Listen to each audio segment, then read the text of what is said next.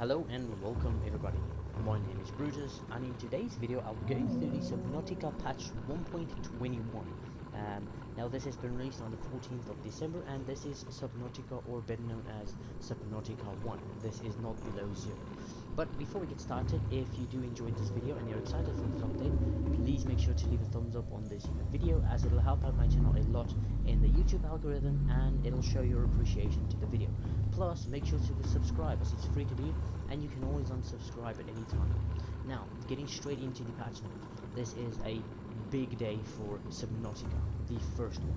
Below Zero is the one I'd call second, or Subnautica 2, but this is Subnautica 1, the first one released, just to make it clear for you people out there. Now, I was not expecting an update on this game, as it is not too old, but it has been out for very long, and considering Below Zero is out as well, you might think that this game doesn't exist anymore, but it does. The developers gave it some love, and there's some weird animals around me. But anyway, so as you can see, this is my run. There's the Cyclops with my name on it. Make sure to subscribe to that channel. But let me get into the base here real quick. Now, first of all, the first patch note that we do have now, this is for all the platforms out there, and there is a lot of patch notes. I read something about more than 800 bug fixes, but I will not be able to go through all of them, as I'll be sitting here for like 10 hours probably. But okay, getting into the first one, they improved front rendering to increase UI readability and visual quality. There's another one, so adds accessibility feature, UI scaling PDA pause option to disable light flashes. So that's for people with epileptics. It's just so they don't get the seizures and so forth. That's why you can actually disable that. There's an item bars, adds pinned recipes. This is, some of the features does come from Below Zero. So for example, if I go into here, I can actually pin the recipe. Now it'll show on the right top there when I need to actually craft it, which is very useful. Now you can even pin multiple, but I prefer not pinning as much as you possibly can, because it can be probably the whole screen. But anyways, getting on with the video. So there is adds run mode.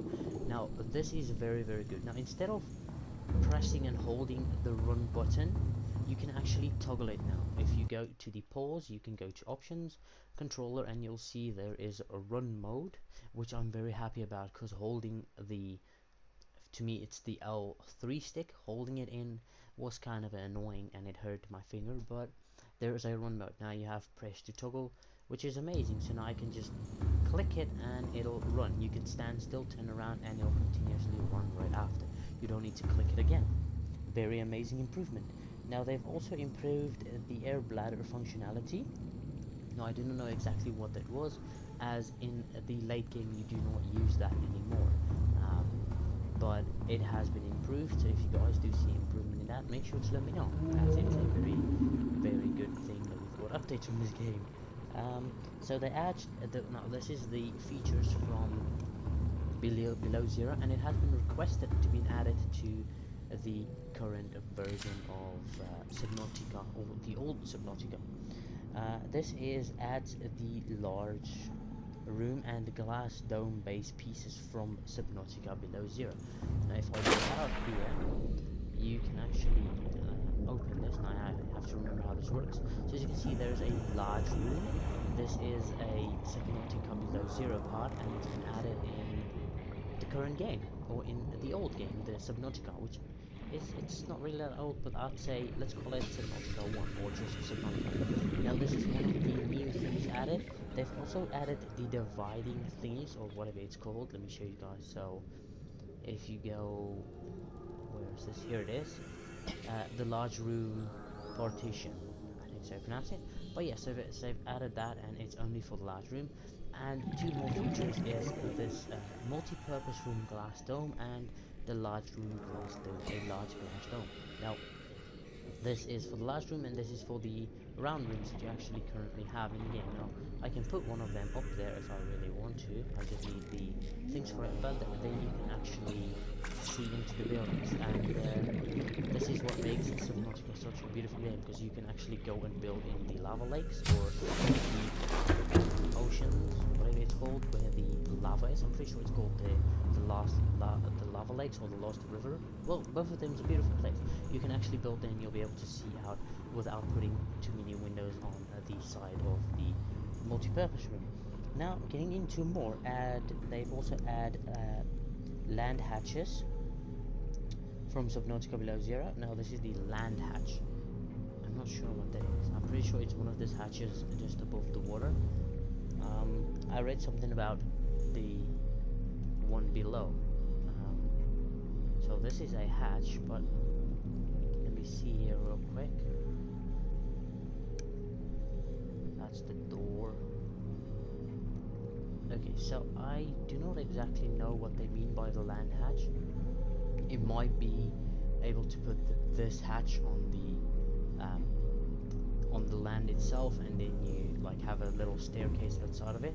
Because if you go out here, it doesn't have a staircase. Now, the way I understand it, it's got like a little staircase, which is a new addition, and it'll help people out a lot that wants to build on the 2 islands that we do have in this game. But anyways, getting on, there is pings are now visible when piloting the Cyclops.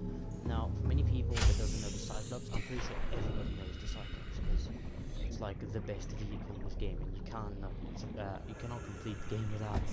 But this is the Cyclops. You get Welcome inside, aboard, and it Captain. goes lag. All systems way online. smoother.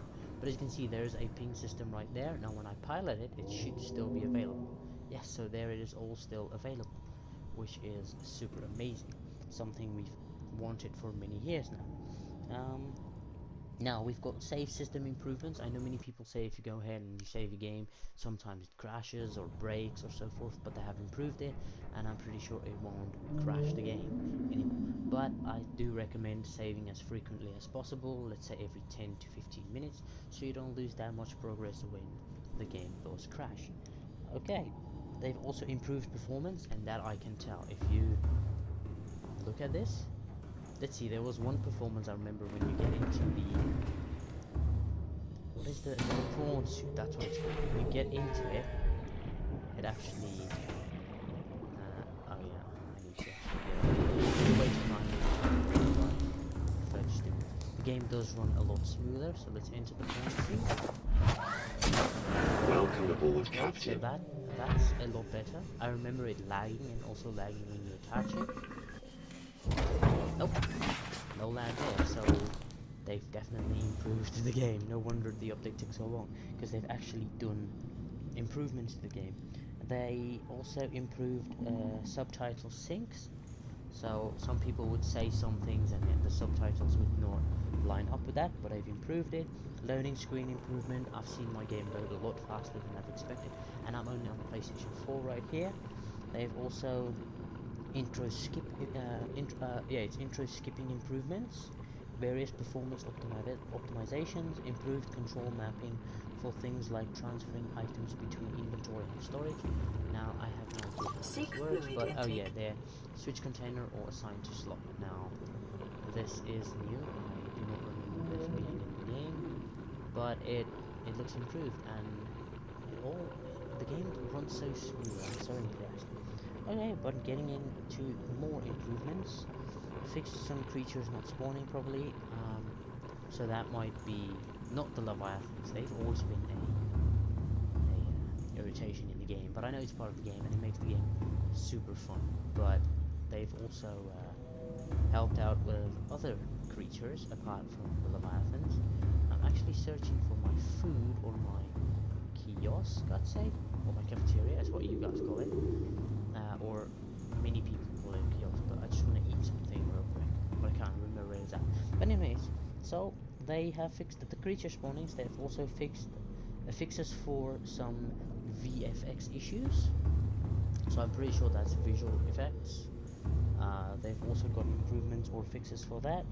They fixed multiple terrain streaming issues, vehicles and items falling through, fixed multiple issues related to base building and vehicles, fixed for many possible photosensitive issues, and many more various bug fixes. Now, as many games would say, that is under the hood bug fixes.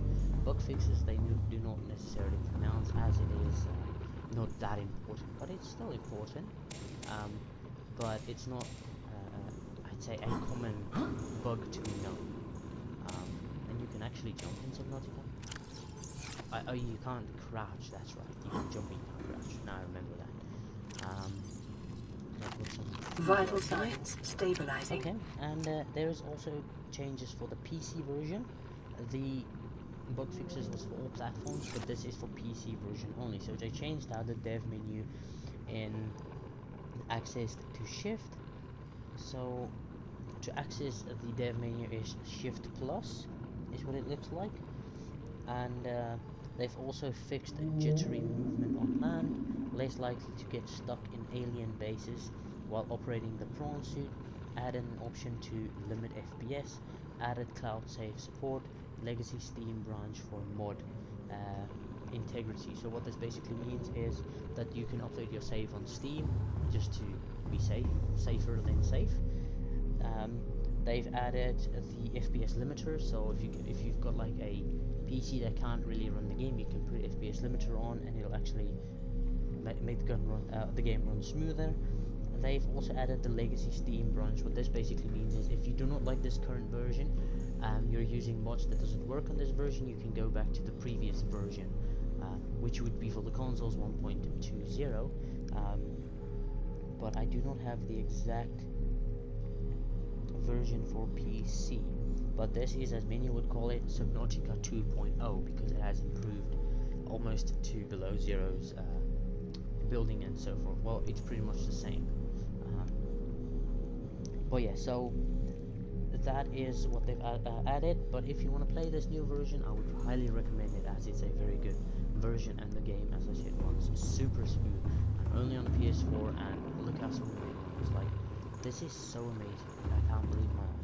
But anyways, that is the patch notes for Subnautica below zero. Now I hope you guys enjoyed this video. As I said, please make sure to leave a thumbs up, as it'll help out my channel a lot in the YouTube algorithm. And if you're new to the channel, please make sure to subscribe. As I said, it's free to do, and you can always unsubscribe at any time. Now thank you guys for watching, and I do hope you enjoy this video and also the update. I'll see you guys in my next one.